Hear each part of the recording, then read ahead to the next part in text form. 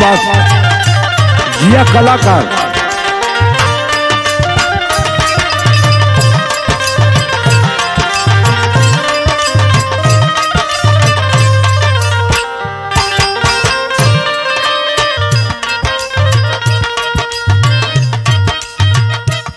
ए भैया, एक निर्गुण गीत आप लोग के सुनाओ थे, सब गीतों से अलग हो।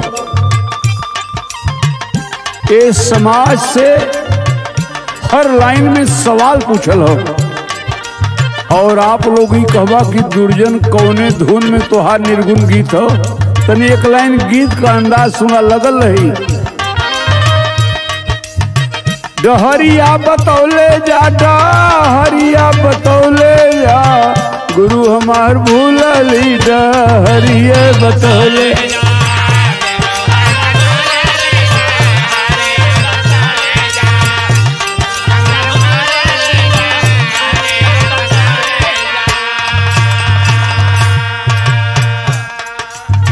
ये दुनिया में इतना ना हो, अगो बता देते।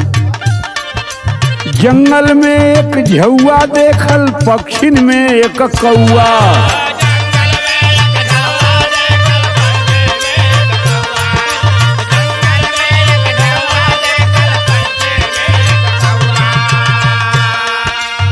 जातिर में एक नौआ देखल, नौआ झौआ कौआ तीनों एक में मिलौले जा, गुरु हमार भूलली डहरिया बतौले।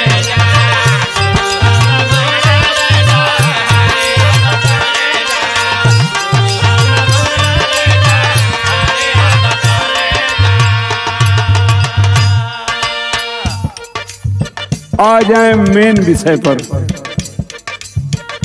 कोनो भी आदमी का मौत काफी समय गुजार के होला। दुनिया में वो मौत खुशहाली का मौत मानल जाले,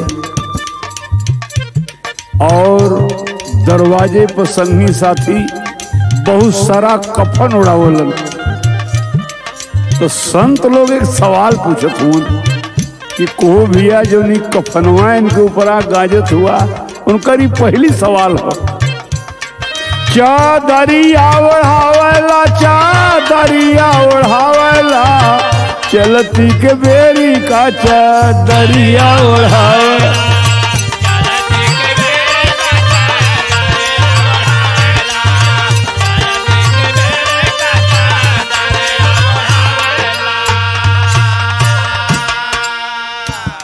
का चदरा ओढ़ावत हुआ, जब जियत रहन तो का कैला, जियत जिंदगी या ना मिलल बसाना वहाँ।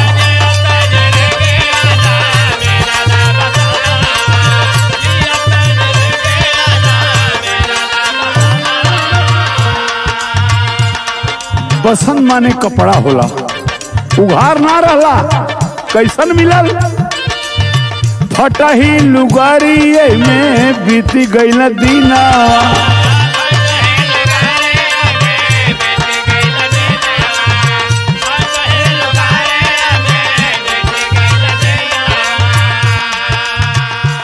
एक बात और देखले होबा, मुर्दा उठेला, लोग पिछवा से बाजा बजवावलन। हमरे बनारस में तो लोग बाजा बजोई हैं, पैसों लुटावलन। संत लोग फिर पूछत हुआ को भैया ये पैसा लुटावत हुआ, हीरावा गवा के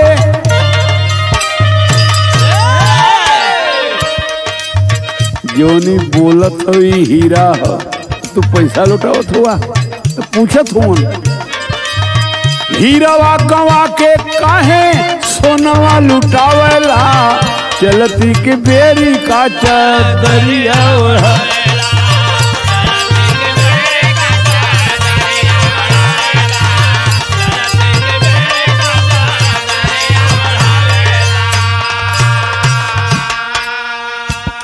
बड़ा निर्गुण सुनले होबा, हर लाइन में सवाल पूछले हुआ संत लोग।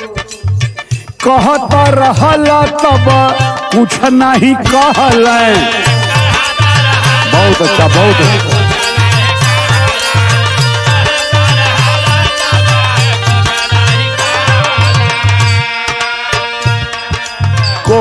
एकर मतलब समझला है? कहत रहल तो कुछ न कहलन, जहिया ई बोलत रहल राम का नौवे न ले। कहता रहल तब कुछ नहीं कहल, चैतन्य हो के अचेत बन रहल।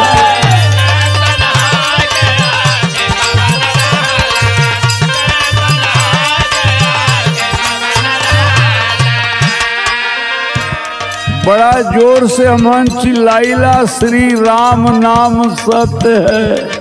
तो संत लोग पूछत हुवन, अरे ई खाली हाउ पिजरवा, अपने में सुनही वाला ना हो, चाहे राम का सत करा चाहे रावण का। खाली हाउ पिजरवा काहे राम धुन गावला, चलती के बेड़ी का चादरिया ओढ़ावला।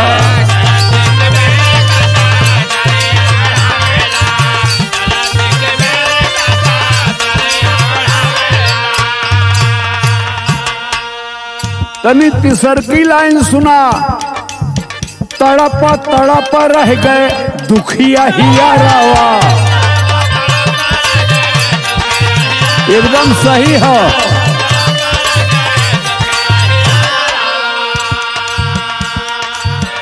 हर आदमी अपने गृहस्थ जीवन में चाहे कोनो जीवन में यही भगवान से प्रार्थना करला कि हे प्रभु ये जीव को मुक्ति बना दिया, ये आसरा में रहला का।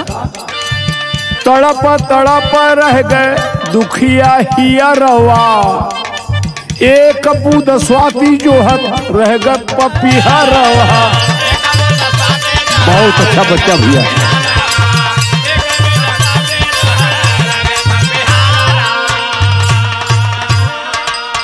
अच्छा भैया, हम बहुत विद्वान ना है। कृष्ण भगवान गीता के उपदेश में लिखले हो कि जीव कभी मरता नहीं है।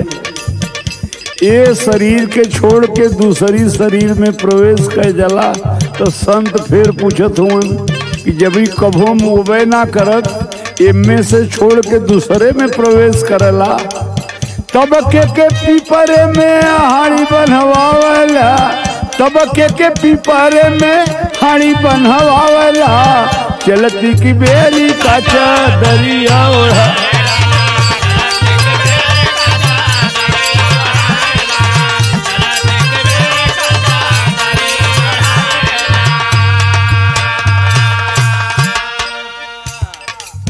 के बनवावला, जो निकल गए हो एके बनवावला, जोने में परनवा हल गए हो ओके बनवावला। अब तनी हई बात सुना, हमहन मतलबी कितना हई। घटत रहल ओके बढ़त बतावला।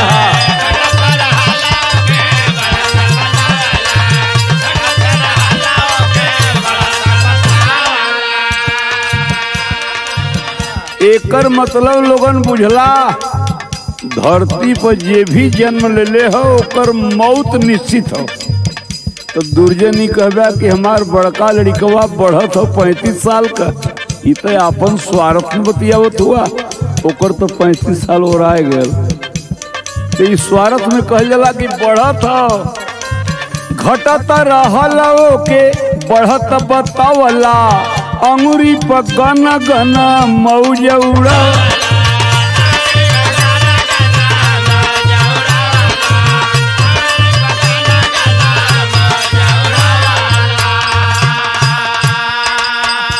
ए समाज से संत समाज फिर पूछत हो कि गांव में केहू मर जाला तो हमहन बड़ा समझदारी से समझाइला कि मत रोआ बाबू, ई मृत लोक हो, एक दिन सब मर जाई।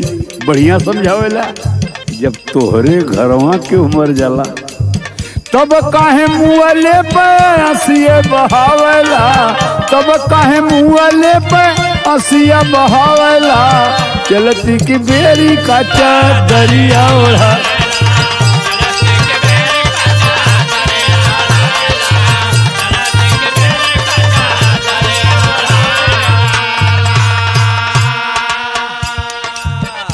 क्यों पूछेला का भैया स्टूडियो के करो हमार हो स्कॉर्पियो के करो हमार हो, ये हमार हो तुहार हो तो तुहार मतलब हो स्वार्थ हो। विज्ञान तो इतना मशीन निकाल देले बा, जमीन के ऊपर रखत हो मशीन बतावत हो कहाँ कोयला हो, कहाँ सोना हो, कहाँ पेट्रोल हो। क्यों जने नाराज मत होया, इन नए ढंग का निर्गुण गीत हो। तनी सा विज्ञान से इहो पूछला उनके पास कोनो ऐसनो मशीन बा जो दुर्जन के सीना पर रख दे।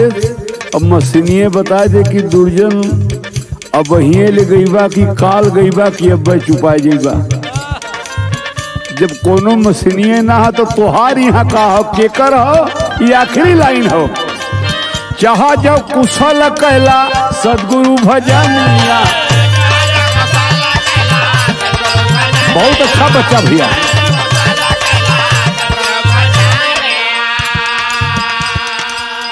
सदगुरु नाम वही भगवान का हो, ई मत बतावा कि हमार हो, कि कुल तुहार ना हो।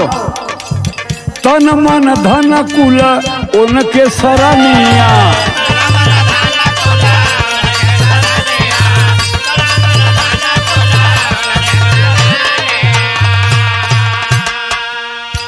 वह तो इतना शक्तिवान है, दुर्जन से रोज रोज बिरहा गवावेला, दुर्जन से रोज रोज बिरहा गवावेला। चलती के बेरी का दरिया ओढ़ा।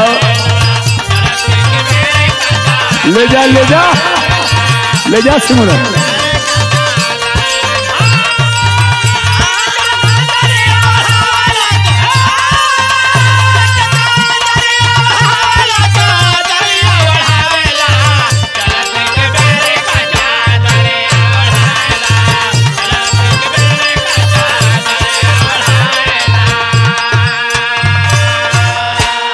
प्रेम से बोला सदगुरु भगवान की।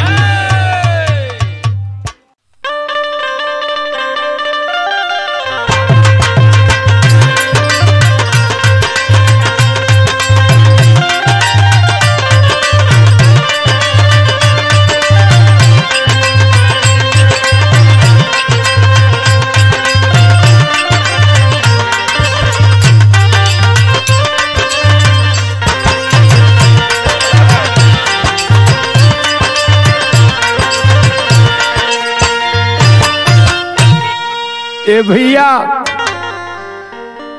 एक नए ढंग का निर्गुण सुना। ये तो सत्य हो कि जे भी धरती पर आयल बा सबकर मरना तय बाहर कभी लोग। यह निर्गुण के आज दुनिया में नहीं है। स्वर्गीय रामदेव भैया ये उनका लिखल गीत भाई। तो सत्य हो कि जब मर जाइबा तो शरीर ना बोली, बोलला जीव। लेकिन ये कवि के हृदय का उद्गार बा, उनकर कल्पना सुना कि शरीर जीव से ओरहन देता का कहले बा। अरे छोड़ला न हो सार काहे अधजल में। बहुत अच्छा बाबा बाबा। आप कहे अधजल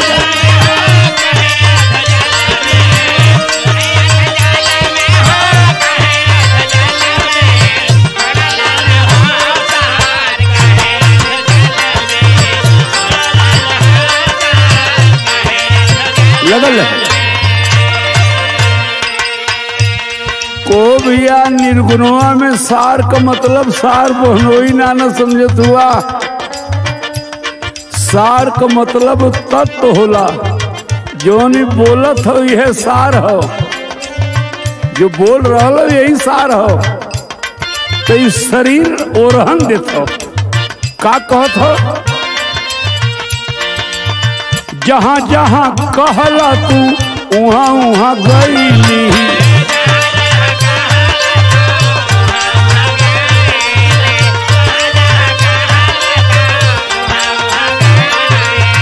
जवन जवन मंगला तू उह देहली।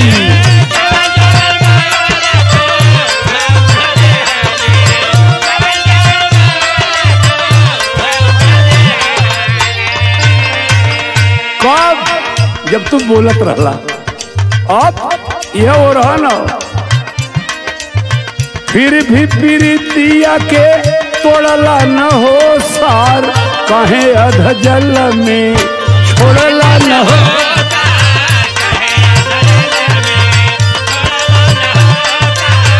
बहुत अच्छा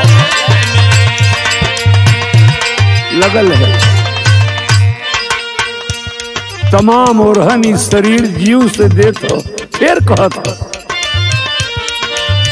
पैर के भरोसे तो के तीर्थ करावली।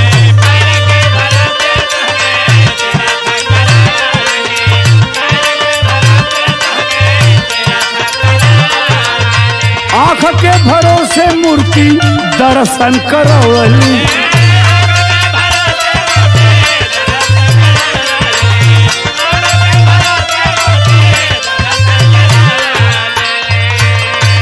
लेकिन तू का कैला अपने अगम से नाता जोड़ला न हो सार, काहे अध जल में छोड़ला न हो।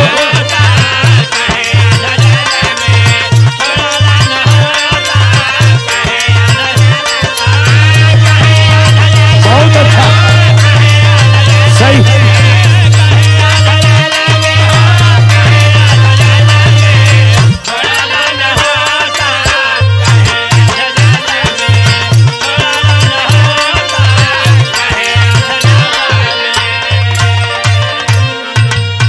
तमाम ओरहन इस जीव से शरीर देता। और का कहलस तोह के बजारिया से साबुन मंगावली।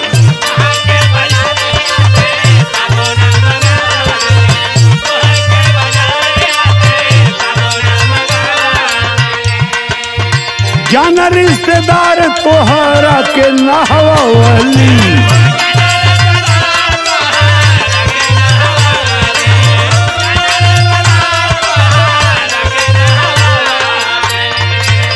तू का कैला स्वार्थ निकाल मुँह मोड़ला न हो सार, काहे अध जल में छोड़ला न।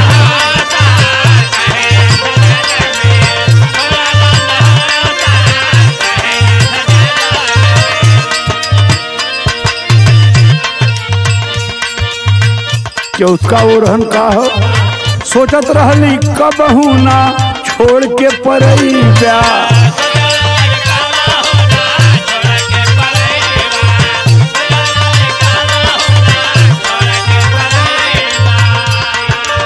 बन के पिसवासी मीत धोखा ना कमई जा।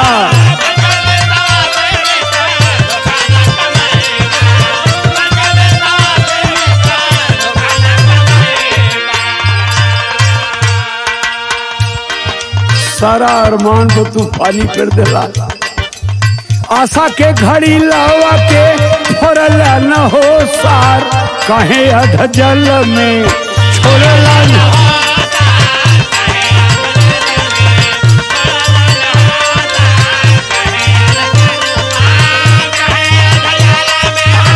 काहे अध जल में छोड़ला न हो।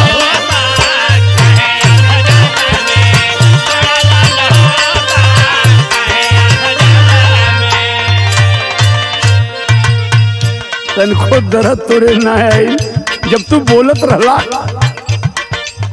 तोहरे भरोसे हम पवली कदरिया। के हा दुर्जन गवैया, के हा दुर्जन गवैया।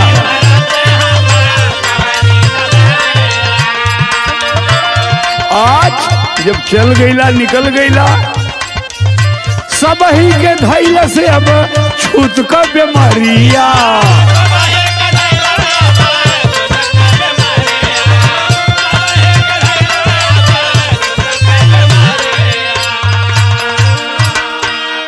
फूल के परा गया बन्नी छोड़ला न हो सार, कहे अध जल में छोड़ला न हो सार।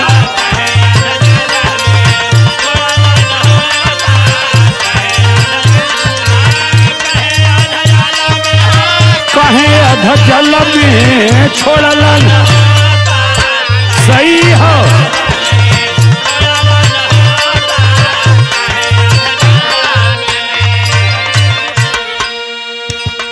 इस शरीर तमाम तरह को ओरहन जीव से देत हो। कहो के हो दरोगा जी हुवन, ऊ के हो डीएम साहब हुवन, ऊ के हो सांसद जी हुवन। अब तू निकल गईला तब फिर कहत बा का, ओहदा हजार तोहरे बल पर सजवली। यह हो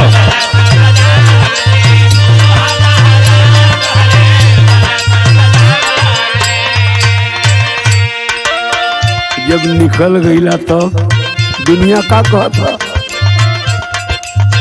जग के नजर में आज भूतवा कहवली। अतवा दुआरे से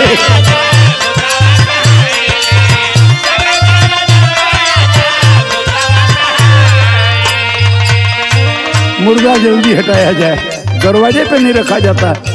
तोहरे निकलने पर ही हालत हमारा बाबा। ओहदा हजार तोहरे बल पर सजवली। बहुत अच्छा।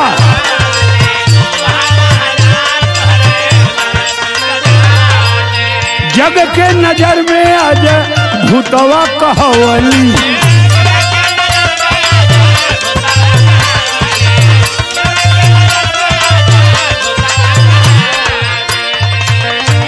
लोग कहलन भैया मुर्दा जात हो तनी सब बगल हो जाया। सब ही कजिया डेरा वाला न हो, अरे सब ही कजिया डेरा वाला न हो सार। कहे अध जल में छोड़ला न,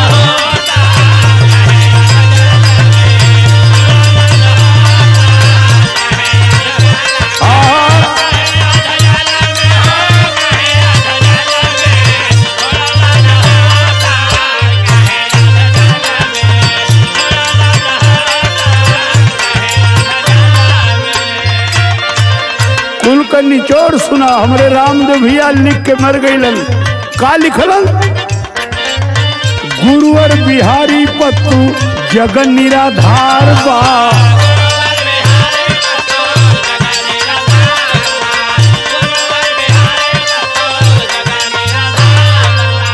केहू का भरोसा कयल अछबर बेकार बा।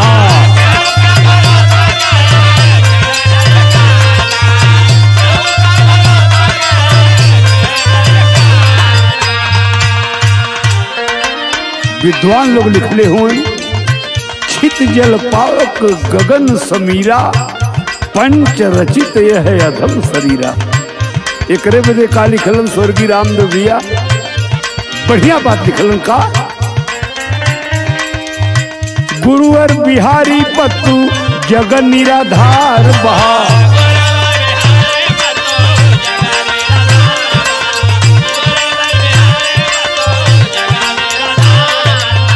केहू का भरोसा कयल अछबर बेकार बा।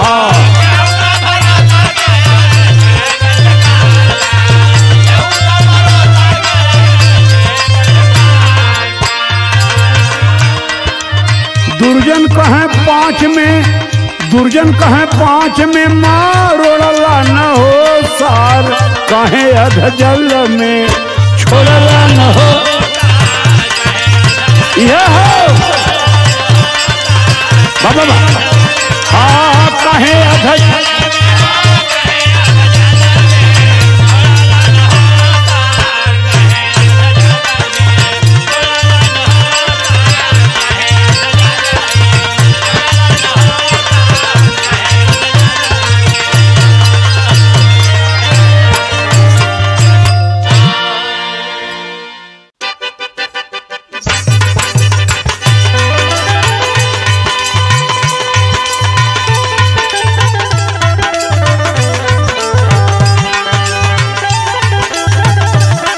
बहुत अच्छा बच्चा भैया।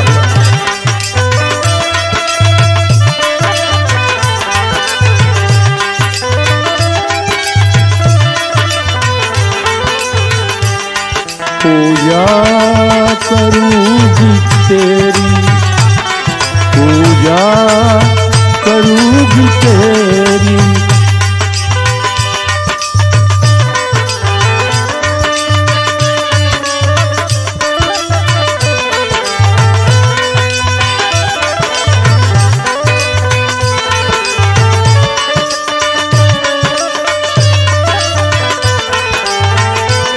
क्या बात।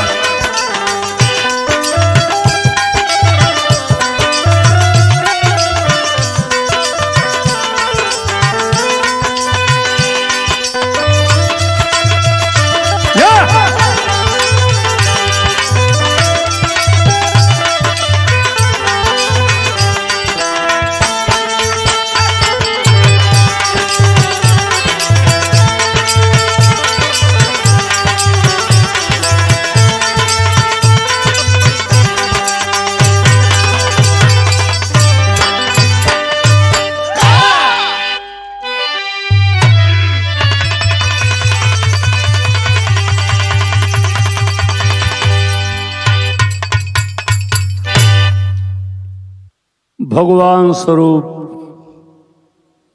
बिरहा के श्रोतागण, गढ़वा घाट स्वामी सदगुरु महाराज की भजन है। हम उनके चरणों में समर्पित हैं। हमारे जितने गुरु भाई हैं इस भजन को जरूर सुनेंगे। यह दुर्जन यादव की अपील है, सिफारिश है। रामकरण भैया पर्दा पूरा बढ़ी।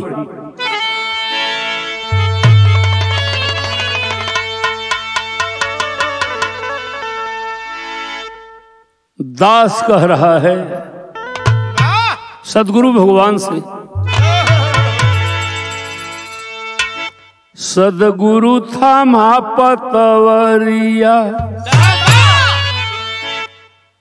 सदगुरु थामा पतवरिया, भव सिंधु मारले लहरिया, सदगुरु थामा पतवरिया।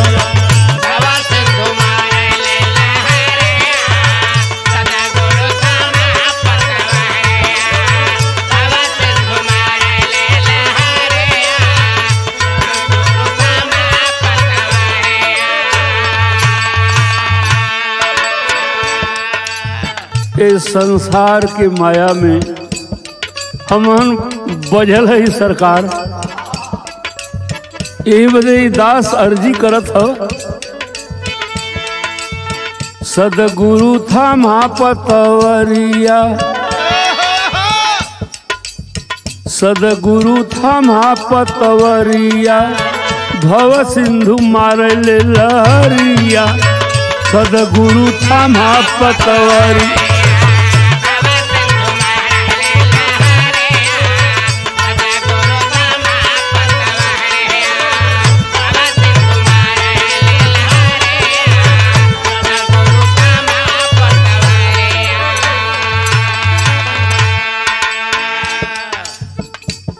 सदगुरु महाराज का भजन हो गढ़वा घाट।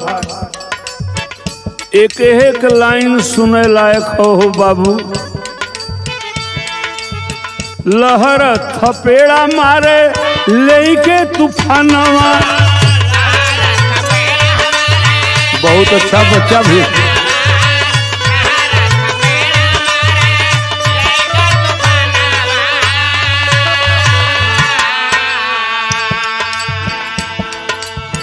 हिल जाले नैया, कौन नैया? जिंदगी का नैया। हिल जाले नैया, डेरा जाला मनवा।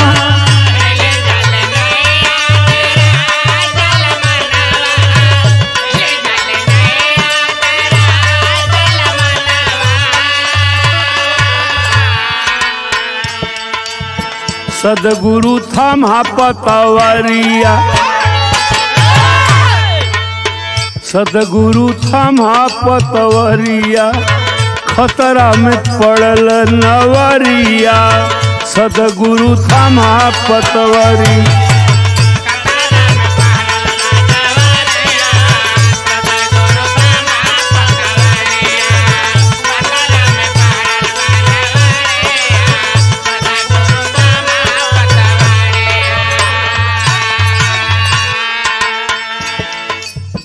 जबले रहल दहिया में आई ठनवा,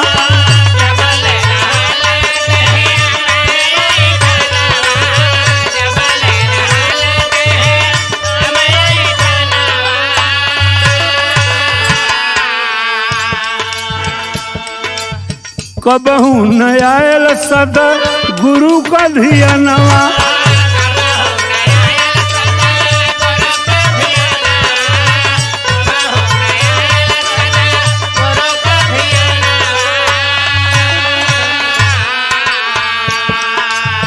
सदगुरु थमा पतवरिया, सदगुरु थमा पतवरिया, दुख में कैला स्वामी का पुकरिया, सदगुरु थमा पतवरिया।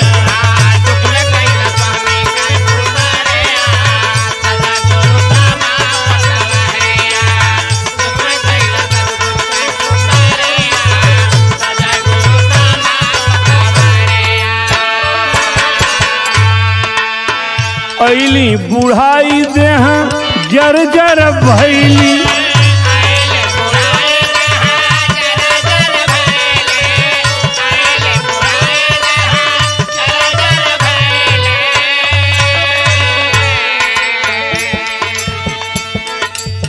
चढ़ली जवनिया के भीत बहरैली,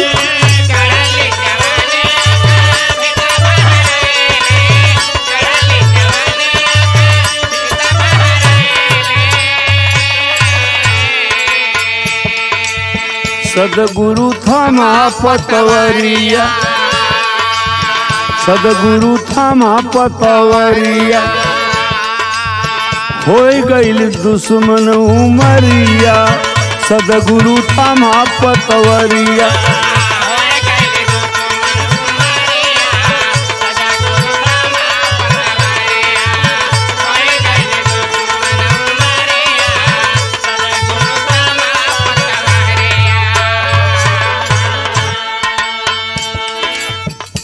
बुढ़ौती ये बावेले सबही के भगवान याद आवलन, जवानी में कहाँ ख्याल बाहो।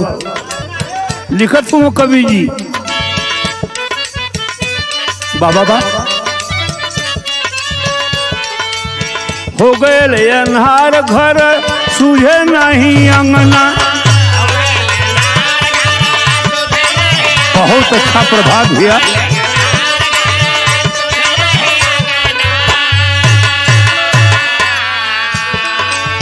तेलवा ओराइल बुझा गया दियना,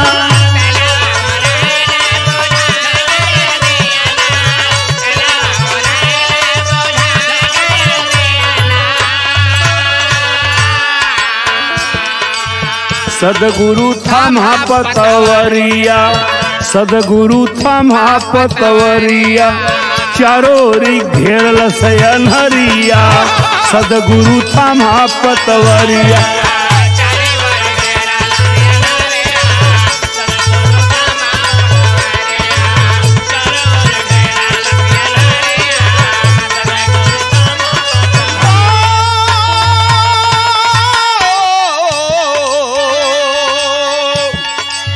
सदगुरु थमा पतवरिया, जिया कलाकार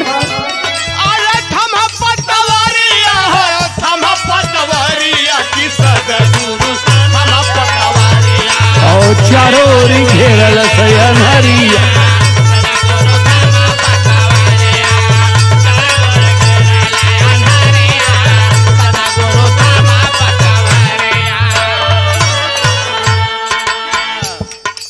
यहाँ से वहाँ का जुटल,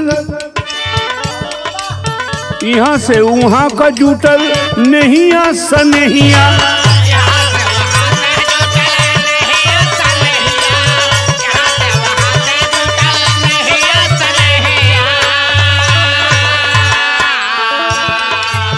स्वार्थी सुगनवा बिसार गयल देहिया,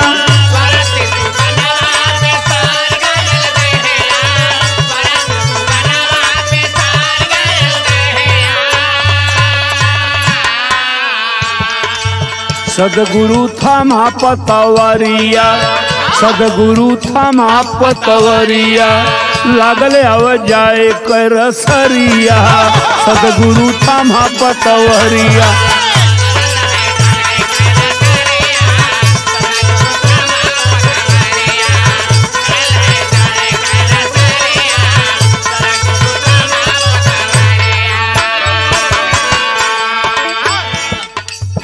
गुरुवर बिहारी पत्तू दुनिया का मेला, गुरुवर बिहारी पत्तू दुनिया का मेला, गुरुवर बिहारी पत्तू दुनिया का मेला।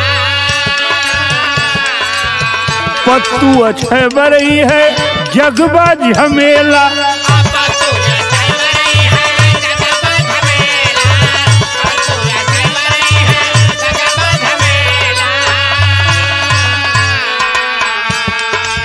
सदगुरु थमा पतवरिया, सदगुरु थमा पतवरिया, दुर्जन जो है सदगुरु पयरिया, सदगुरु थमा पतवरिया।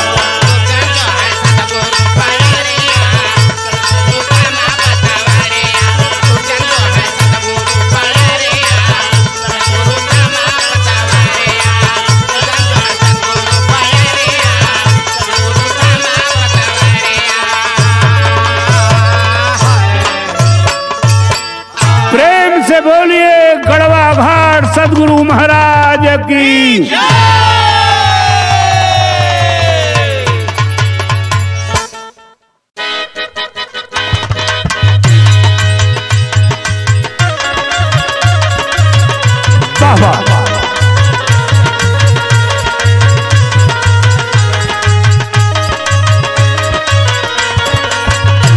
बहुत अच्छा बारे जय हिंद बाबू। कभी श्याम बन के चले आना प्रभु जी चले आना। बहुत अच्छा।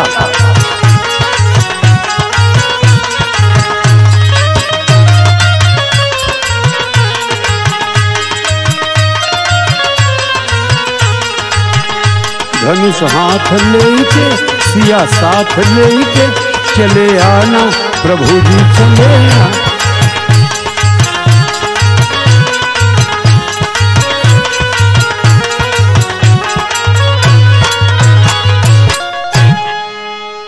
हाँ भैया, हरिओम स्टूडियो से एक निर्गुण गौले रली, ओकर शीर्षक रहल माया का नगरी। उनमें संत लोग समाज से 5 सवाल पूछले रहलन। एक आप लोग के लोकगीत हम सुनावत है, जोने में 5 आश्चर्य हो। वाह वाह।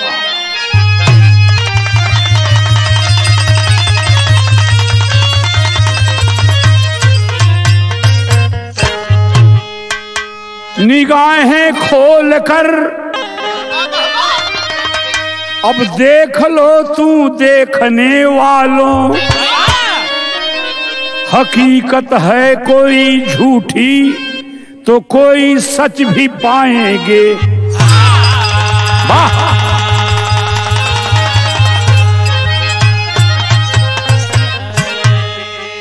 लेकिन तरज कौन बा? बजरिया के बीच क्या इन नजरिया लड़ाऊं, तू गले लग जा हम गले से लग जाऊं।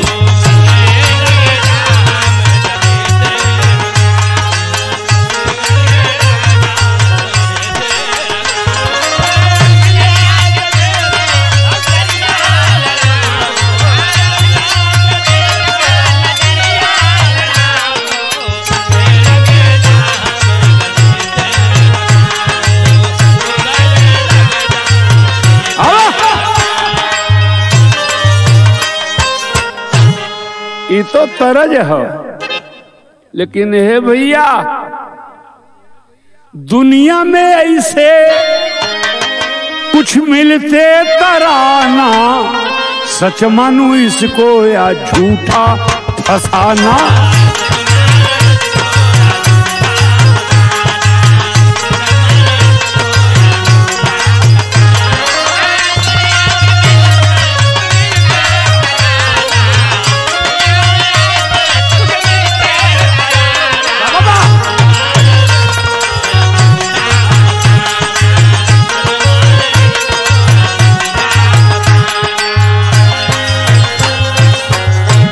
बिरहा सुने वाले बाबू पहला आश्चर्य सुना।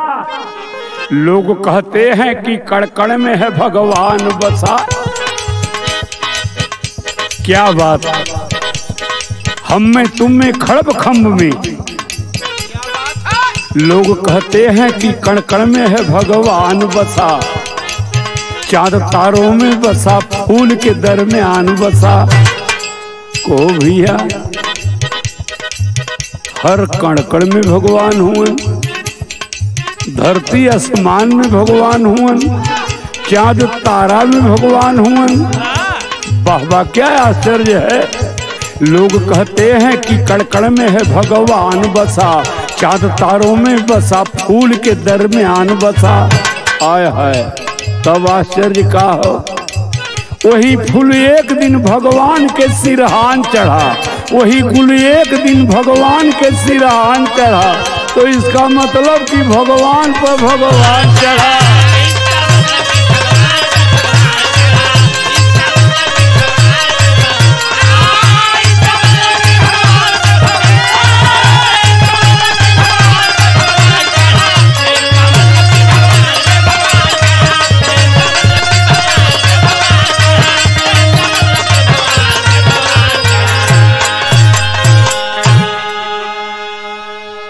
ये पहला आश्चर्य है कि फूलों में भगवान हुए, और मंदिरों में भगवान हुए, मूर्तियों में भगवान हुए। तो ये भैया वही कुल एक दिन भगवान के सिरहान चढ़ा। तो इसका मतलब कि भगवान पर भगवान चढ़ा। सुना हो बिरहा सुने वाला लोग।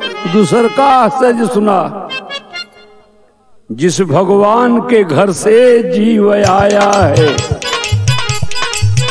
जो बोलत हुआ, जिस भगवान के घर से जीव आया है, फंसा माया के जाल में जिया घबराया है। जिस भगवान के घर से जीव आया है, फंसा माया के जाल में जिया घबराया है।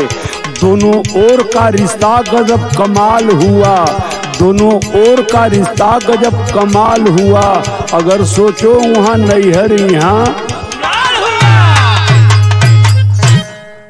जब भगवान जन्म दिलन तो यहाँ आए कि हमन अपन कर्म करत हई, हम बिरहा गावत हई, बच्चा ढोलक बजावत हुआ, हरिचंद भैया हारमोनिया बजावत हुआ, जय हिंद बिंजू बजावत हुआ, सब अपने काम में बा। ई मनु भैया स्टूडियो चलावत हुआ। तो ये बतावा कि दोनों ओर का रिश्ता गजब कमाल हुआ। अगर सोचो वहां नैहर यहाँ, लेकिन मोले पे जाने लगा कहाँ ले आदमी। मगर जब साज के अर्थी ये चोला ढाल चला, तो लोग कहने लगे नैहर से अब ससुराल चला।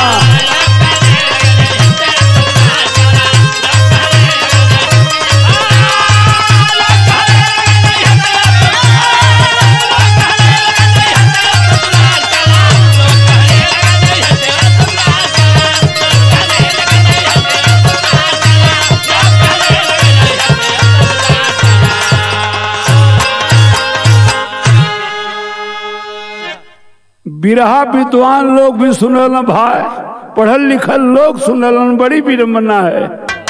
मुहले पर लोग कहना कि ससुरे जात हुअन, मगर जब साज के अर्थी ये चोला ढाल चला, तो लोग कहने लगे नैहर से अब ससुराल चला। यो आश्चर्य है भाई। तनी तीसर का सुना। शहर काशी में हरिश्चंद्र जब अनारी थे, शहर काशी में हरिश्चंद्र जब अनारी थे, मसान घाट पर कर मांगते भिखारी थे। रुका भैया, बनारस में सबके मालूम कि राजा हरिश्चंद्र सत्य के कारण काशी नगरी में डोम के हाथे बिकैलन। तो अच्छा, तो एक बात तयार हुई, वेदों में लिखल बा कि हरिश्चंद्र राजा के कई पीढ़ी के बाद तब भगीरथ अलन। जब भगीरथ अलन तो धरती पे गंगा जी ले अलन। तो सुना तनी। शहर काशी में हरिश्चंद्र जब अनारी थे, मसान घाट पर कर मांगते भिखारी थे। नई सुरसरी वहां, कहा बनारस में, नई सुरसरी वहां बहती नहीं यमुना माता। मसान घाट था कैसे समझ में ना आता।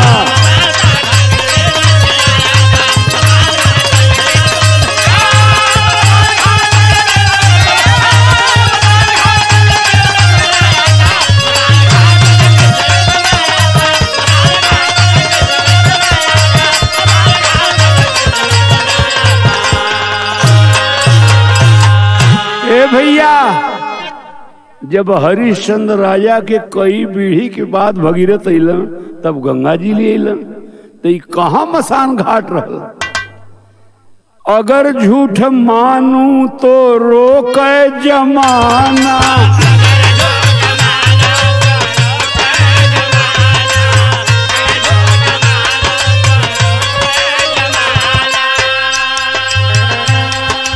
सच कैसे मानू ना मिलता तराना।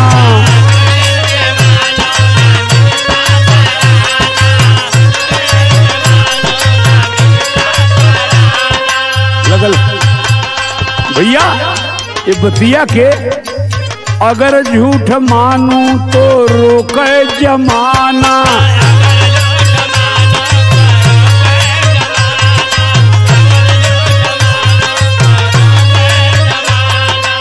सच कैसे मानू ना मिलता तराना।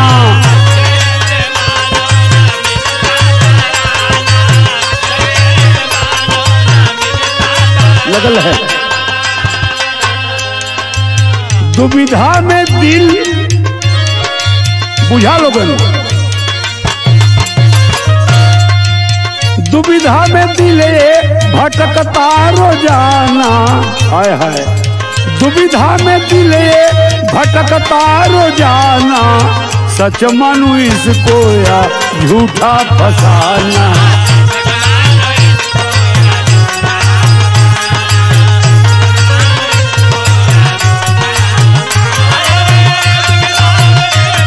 भटकता रोजाना, दुविधा में दिल भटकता रोजाना।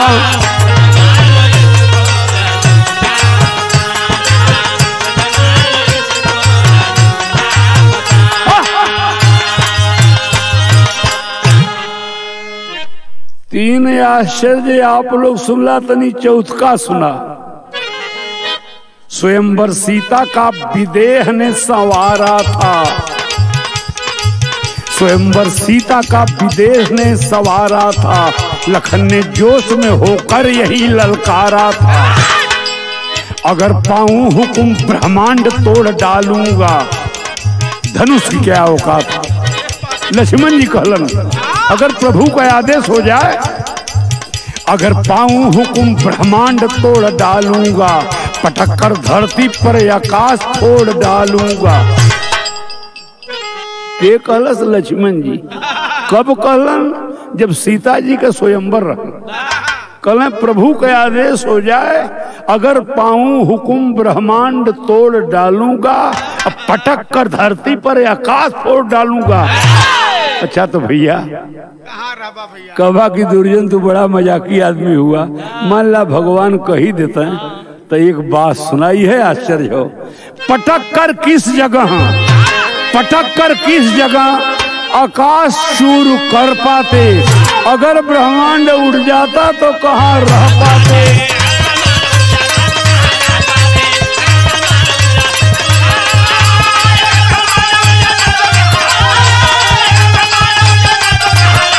बहुत अच्छा।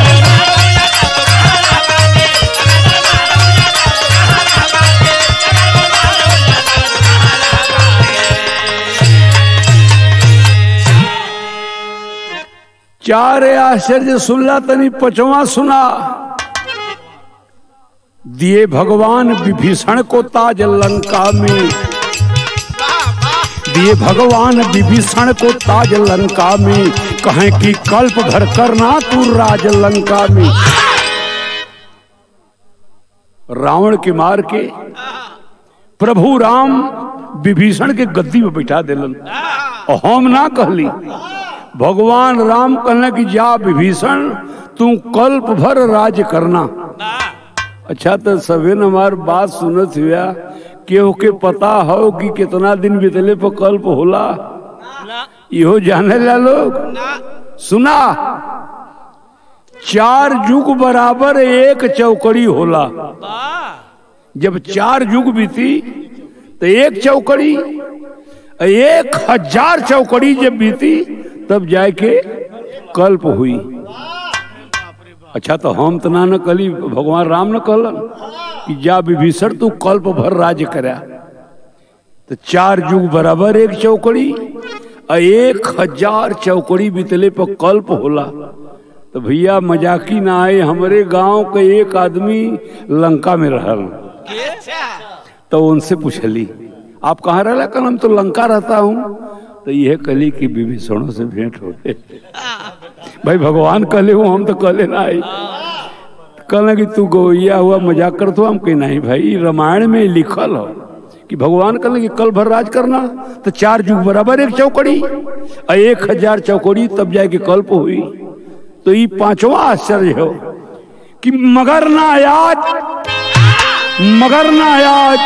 विभीषण वहां दिखाता है। मगर ना आज विभीषण वहां दिखाता है। कहाँ गया जनाब कुछ समझ न आता है।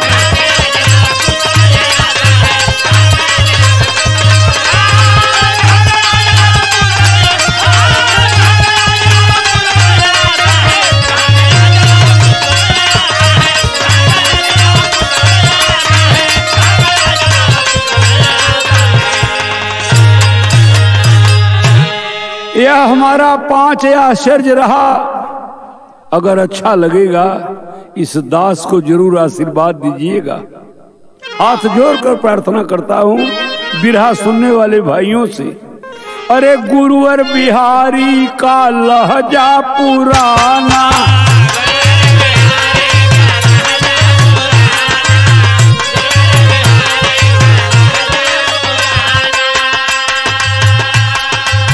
पत्तू ने थोड़े में लिख कर बखाना।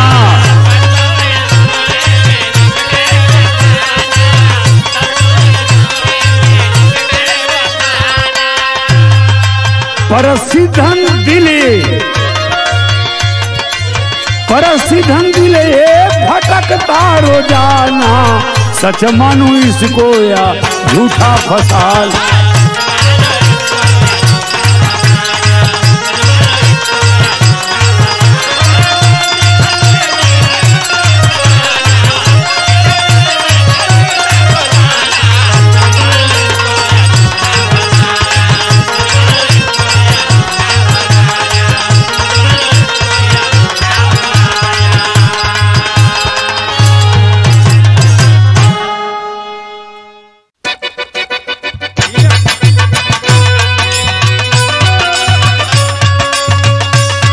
बढ़िया बात है।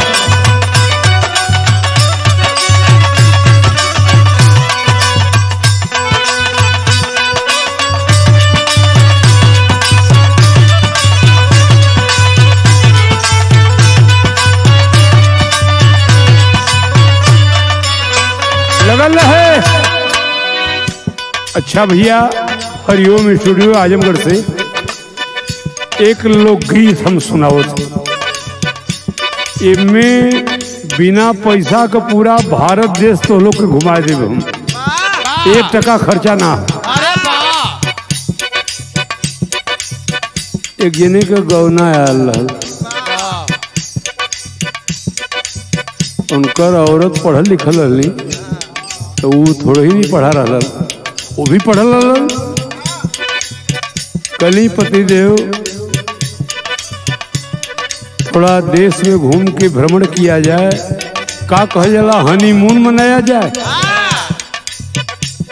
कहना अच्छा तो दिखाई जोने लय पर हो। बारात जब घरे से चल जाले तो घरवा जो मेहरुआ ही नकटा गावेली, तो वह सब गावेली कैसे का गेहूँ कटाई हो गोरी ऐसे ऐसे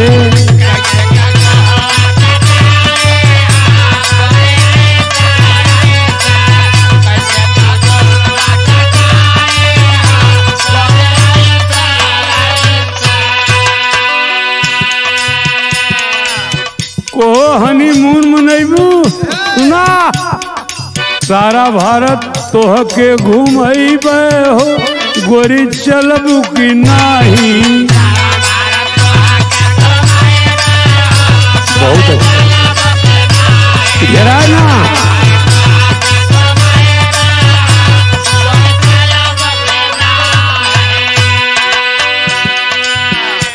कह के शायरी ना गाई भाई समझे वाला समझ लिहन जो ने अक्षर पड़ी वही अक्षर पर पूरा शहर रही। सुना अम्बालाए अलीगढ़ अजमेर अजमैब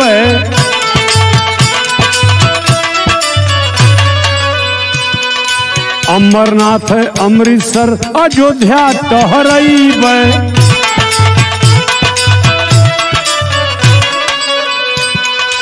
अल्मोड़ा में अंगूठी गढ़ैब हो गोरी चलबू की नाही।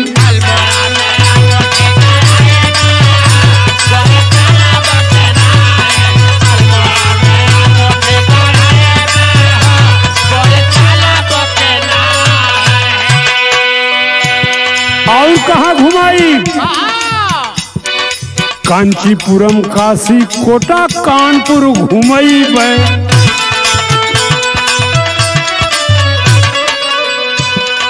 कलकत्ता कोयम्बटूर कोहिमा देखैब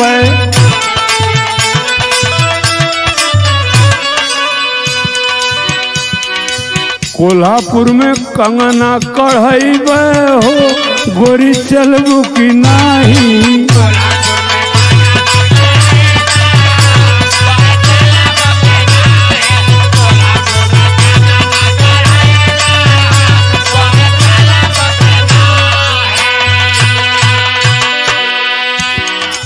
गाजीपुर गुवाहाटी गोरखपुर में टिकैब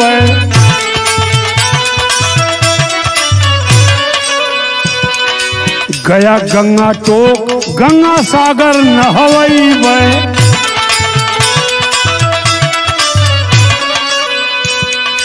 ग्वालियर में गजरा गुथैब हो गोरी चलबू की नाही। यह हो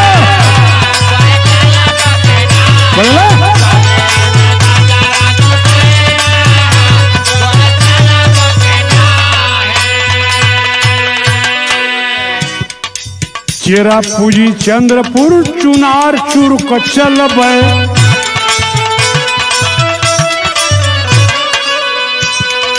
चंपारण चित्तौड़ चौसा चित्रकूट छलब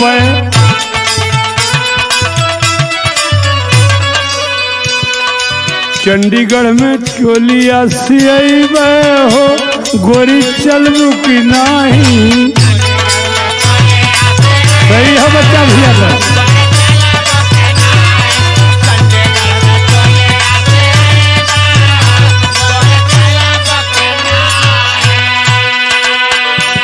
कितना हनीमून मनैबू सुना जौनपुर जालंधर जैसलमेर जंघा जोरब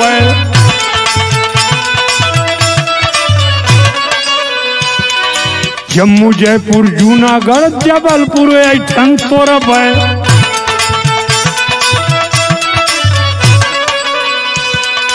जोधपुर में जो बना जचैब हो गोरी चलबू की नाही।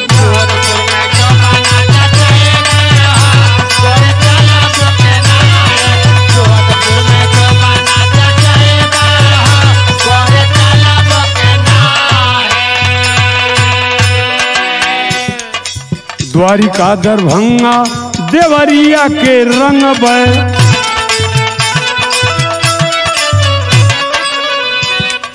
दार्जिलिंग दिलवारा मंदिर देहरादून धंगब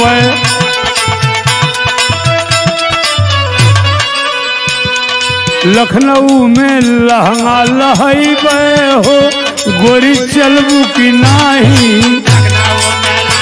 पीछे ना हो बगल है।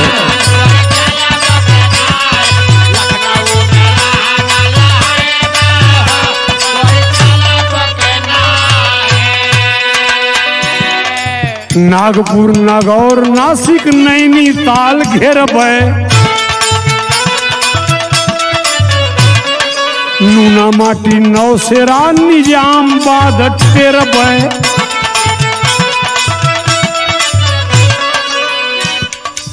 ओबरा में ओढ़नी ओढ़बै हो गोरी चलबू की नाही। सही है।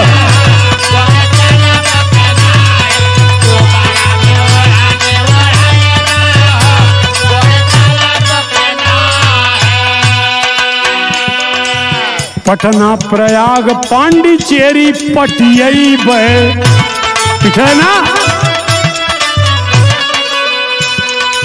पोरबंदर पीलीभीत पूना पहुँचबै,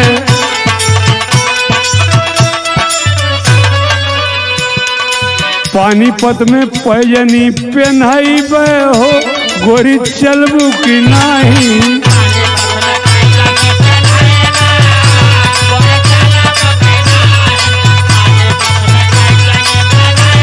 सही है बच्चा भैया।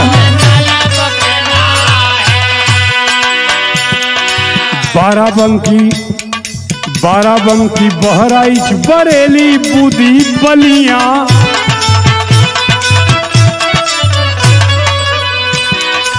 बीकानेर बांदा बंगलौर बस्ती गलियां,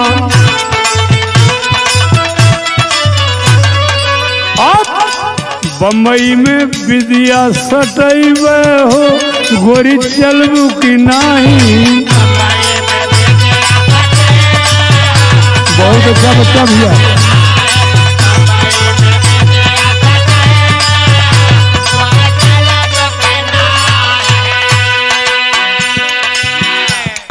भुवनेश्वर भूसावल भरूच भागलपुर भिवानी,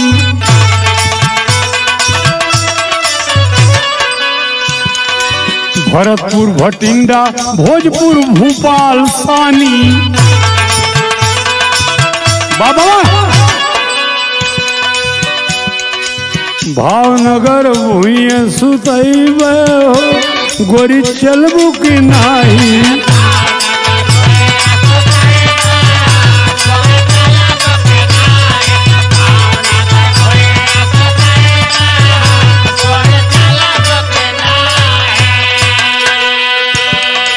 मदुराई मुरादाबाद मिथिला मेरठ घूमबै,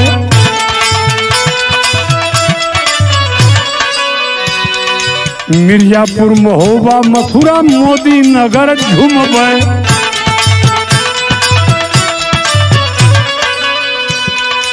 टीटागढ़ में टिकुली टिकैबै हो गोरी चलबू की नाही।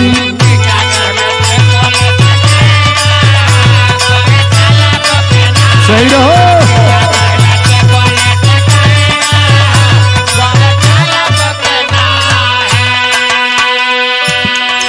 राउरकेला रानीगंज रामपुर रमैबै,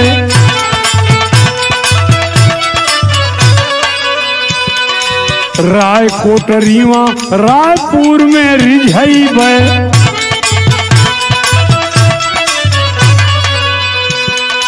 फैजाबाद फुफुती फंसैबै हो गोरी चलबू की नाही।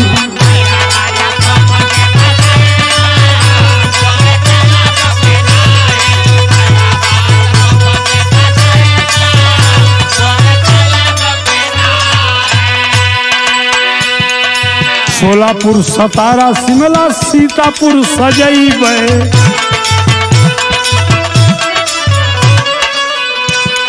सिरसा सागर सिलीगुड़ी सूरत में सुतैबै।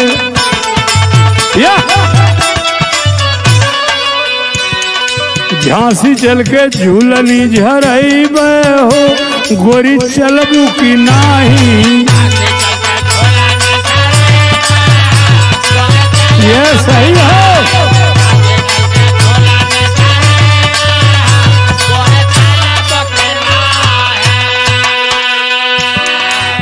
हरदोई हजारीबाग हल्द्वानी में हंसब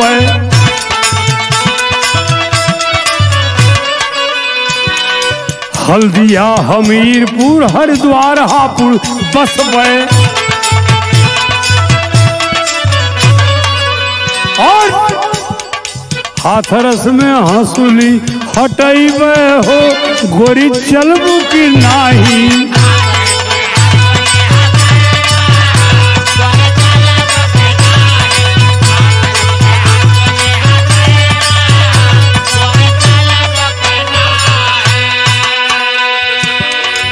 मन कहना गोरी जिन मलिन करा मनवा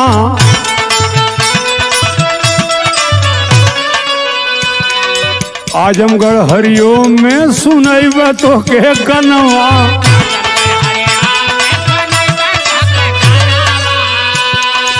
दुर्जन राजदेव से मिलैब हो गोरी चलब की नाही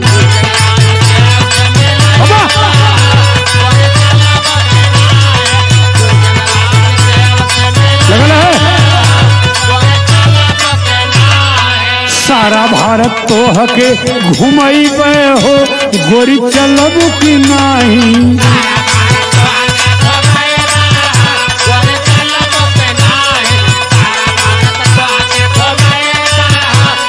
गोरी चलब की